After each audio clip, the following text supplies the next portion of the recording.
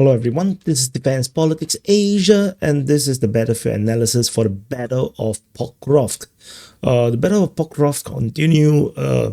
As I mentioned previously, some pro-Russian people are very excited, and they say that 99% of Pokrovsk has been taken. No such evidence, even until now, which is like way past. Like it's the end of the day of the 13th of November in Ukraine, and I haven't seen such evidence to be the case. So I'm gonna share the perspective of what's probably happening right now. So first thing first, we have Russian forces. So I'm gonna dot it and to show you, so the Russian forces have already arrived in this sector in the north. There is geolocation of Russian forces in the south of Rivne as well. This is geolocated. So, and yeah. So the Russian Defense Ministry actually reported that the Ukrainians, they are battling the Ukrainians in the western part of this industrial zone. So Ukrainian forces probably have entered in this sector here. They probably have positions outside in the tree lines, and of course in this residential zone in the north as well, where they are facing down the Russians, and maybe some fortifications, some tree lines. Yeah, probably this. And Russian forces probably are battling them, so they're probably inside the industrial zone as well. So fierce battle is probably happening around here. And then they probably have some positions. Ukrainians may be actually still in this salient here. The Ukrainians may be holding out in this sector here. Can I make this color a little bit? Oh, I can't. I just remember I cannot. Yeah, I actually wanted to make these like grays, almost desaturated, and then so they can see the blue dots and the red dots clearer. But I realize I cannot. I can only filter the whole screen, which is like it doesn't work. So anyway, yeah, so it's going to be blue. So the Ukrainians are probably still defending on this sector. They're probably battling the Russians around at the railway station. So there's probably a lot of troops around here. So Russian forces holding up in the north, and in this district they're fighting the Ukrainians. Probably there might be some Ukrainians inside of the town as well. There's probably stranded troops inside as well. This probably they will use this as a fortification and in the industrial zone as a form-up place. Ukraine definitely is holding up very strongly in Rivne, and the tree and this railway forest for sure. Fortifications definitely, Svitley fortification in the north here. Some tree lines outside. Yeah. So probably in that sense, like something like this.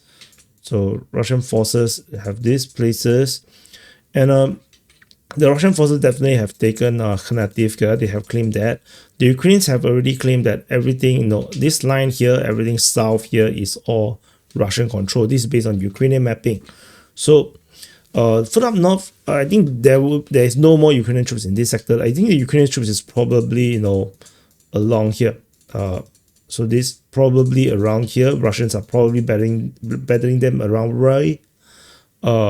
And they probably have already overtaken some of these areas here, because previously we have the Russians sending going through the fog. Through the fog they have entered a lot of troops. Ukrainian has also sent in the FPV drones after them. Quite a number of the vehicles, the motorcycles, has been destroyed. According to the drone footages released by the Ukrainians. So Ukrainians probably have this quite an unenviable position inside of the city, where the Russians are probably trying to deal with them. This probably it. Ukrainians have there's some tree lines here. Russian forces probably have some of these. Ukrainians have some of these tree lines, and yeah.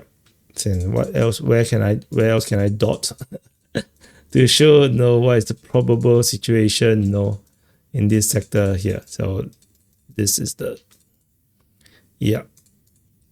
and and then in this forest line in this sector. Yeah, so yeah, this is probably around the situation, I think, in Pokrovsk, and maybe there's some Russian forces may have already penetrated a little bit in, but it's not taking the whole thing in this northern part. So Ukrainians are they are counter-attacking in this sector. This is what they're doing here. This is why the battle is largely over in this industrial zone. This is the reason why that is happening. The Russians are pushing up Rivne, but I think it's going to be pretty challenging. They need to have they probably need to take the railway forest first before they can go to Rivne. If not, it's going to be a bit of a dangerous move up north. They would still definitely want to take the rest of the fortification, cut off the highway, cut off this road. And they need to do some clearing operations in this northern sector as well. I believe there is a lot of Ukrainian troops that is coming in from this sector here. But I think the troops here, I think what happening is that the Ukrainians may have this position, but these forces here, so these Ukrainian forces here are probably the one that the Russian Defense Ministry has been mentioning about trying to break out. They're trying to escape northward, and they have been stopped by the Russian forces. And I think this is probably means that the Russian forces have positions that they are having fire control over this sector. So when the Ukrainian forces are trying to redraw, they got taken out. I think that's probably what's happening when they talk about the Ukrainian forces trying to break the encirclement northward. I think this is what's happening. So there is an opening, but the thing is that there's a lot of drones operating, and there are probably Russian troops pretty nearby, so making it pretty difficult for the Russians to actually for the Ukrainians to actually run out of the place. Ultimately, we are talking about a distance at least 1 kilometer. So this 1 kilometer run is going to be insanely painful. 1 kilometer is not near. It's not far as well, but in the FPV drone infested place, it's going to be difficult. The Russians definitely, is going to be doing this push to try to take out of this place. This is 100% for sure what they're trying to do. They're probably going to attack this side as well. There's probably troops being ordered to hold the position, and but the thing is, this resupply route is just so difficult. The distance is also 1 kilometer, but doesn't look like there is a lot of a good place to travel in and out of this salient. I think it's going to be pretty challenging. We shall see how the Ukrainians are going to do this. I'm quite sure that they will be trying to resupply in this fashion. It's going to be painful. I think this is definitely not over yet. I think the battle around here is ongoing. So the 99% captured Pokrovsk, I think that is just hopeful. It's just either propaganda. But I mean, propaganda doesn't necessarily have to come from state propaganda, but it could be just people who are pro-Russia creating propaganda to thumb their chest, feeling excited about themselves, and even though they have nothing to do with them. I don't think it's the case. I think based on the reporting coming from the Russian Defense Ministry, and based on the mapping that we have, I think this is probably what's happening. In the tactical sense, in the battle for Pokrovsk. I think, can we pull up a bit to see whether we can see a bit more? Let me see. Definitely